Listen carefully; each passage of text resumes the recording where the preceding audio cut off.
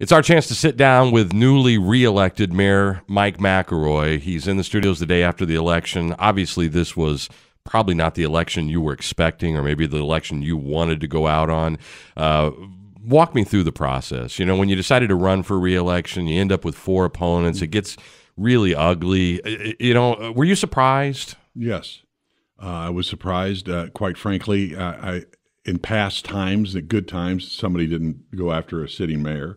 And but you know, certainly anybody can do that. I mean, you know, anybody that's the legal voting age and can throw their hat in the ring. But yeah, I was surprised by it. But I felt at that particular point that I knew that there are things that I can help get done and start new things that can get done in the next 4 years. And so I still have the energy and the love of the community, and that's why I continued to. Do you feel vindicated today? You know, just personally? I mean, you know, I supported you from day one. Yes. You've been a great mayor, in my opinion. I look at the accomplishments and, you know, forget the partisanship. I mean, I thought you ought to be reelected on merit alone. And then it got ugly and it got partisan, a lot of outside money and outside influence. But do you feel vindicated that the voters saw through that and you know, it wasn't a close race. You won by double digits. And did you wake up this morning feeling kind of like, yeah, it was a long fight, but you know what? The people are there for me. I felt exactly that way. I want this job for 4 more years, and I did feel by the numbers that enough people want me to do that. Yeah, because they poured a lot of money into your opponent's campaign. You know, there were robocalls coming from the AFL-CIO. They brought state senators. You know, this hasn't happened in a local consolidated race. It might happen elsewhere, but I've always been proud of Decatur that we pick our mayor or our sheriff or our city council based on the people we think will do the best job, and we don't care about the party affiliation. Yeah, I can't argue with you. I mean, I did not expect that. But you know what?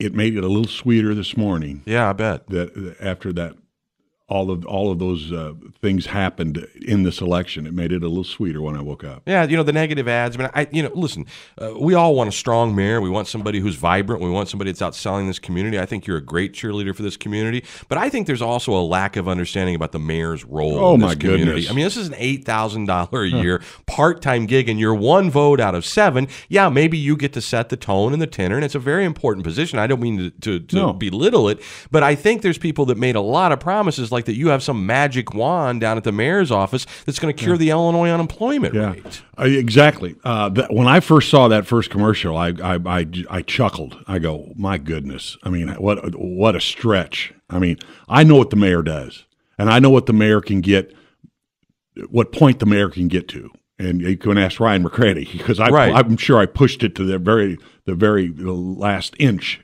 many times with Ryan.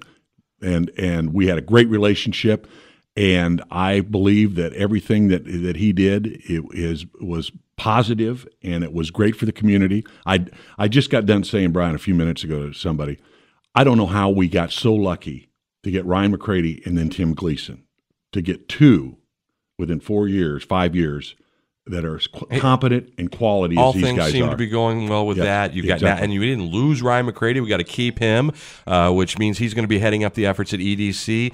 You know, I looked through the list, and I was writing about this on nowdecatur.com, is that if you look at the new police department, you look at the lake dredging project, you look at the renovated downtown, you look at the Midwest Inland Port, you look at all of the positive things, you look at the relationship between the city of Decatur and the Park District and even the school district, 2 new high schools, the positive momentum. Ryan McCready segueing from city manager over to EDC. Howard Buffett coming to the table with $1.5 million to hire a marketing person for this community.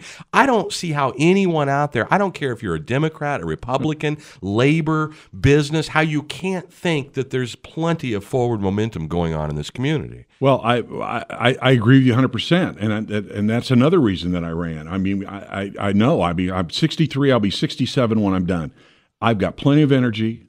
I still, everything you just said, I am well aware that that's going to happen. I want to see it happen.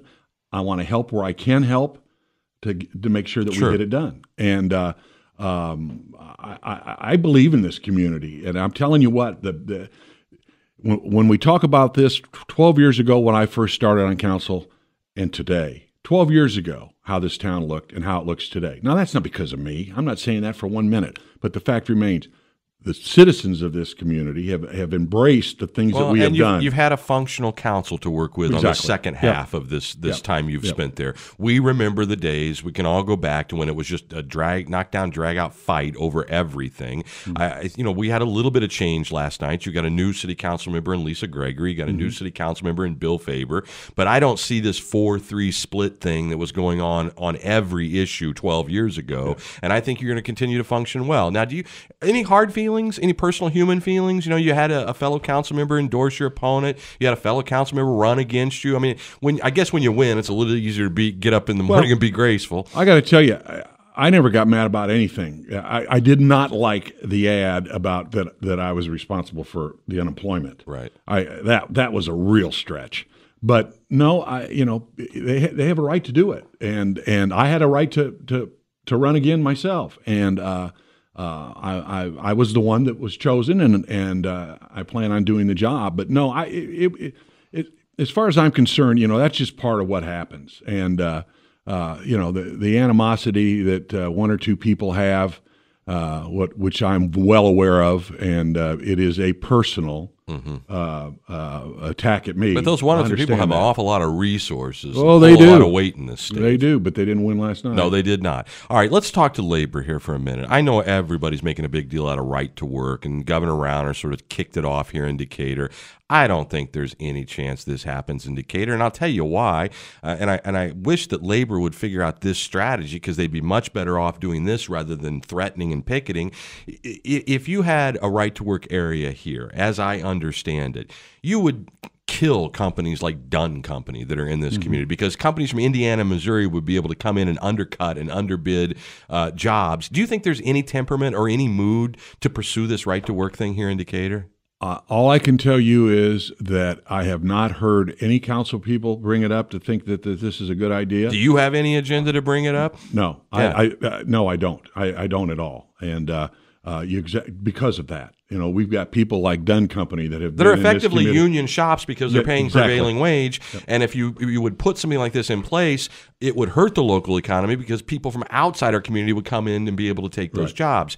And so I think that was the boogeyman used to scare a lot of rank and file members that probably have an appreciation for you, but they were told top down, oh, this guy's bad, when you really got to figure out what people stand for. I've found you to be accessible. You return calls, and it's not just me. Do you feel like over your 12 years of serving that you've not communicated with people? No, I don't have that feeling at all.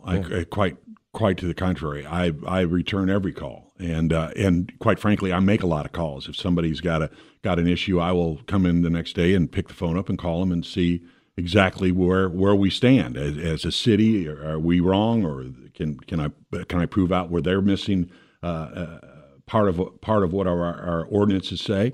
And I will tell you that 99.9% of them are very good calls, and we hang up and we may agree to disagree, but it's certainly on good terms. Well, congratulations on your reelection. Well, buddy, I can't thank you enough for everything that you have done, and I promise you, and you've been a very, very good friend to me for many years. I'm going to work as hard as I can these next 4 years. All I see is opening doors, and I'm telling you, there are so many people in this community that are working to open doors. That is a real easy promise to make, because I know that the people in this town are ready to make the changes that are going to happen here in Decatur, and they're going to be good. They're going to be real good. Mayor Mike McElroy, he gets another 4 years to finish the job. Congratulations. Thank you.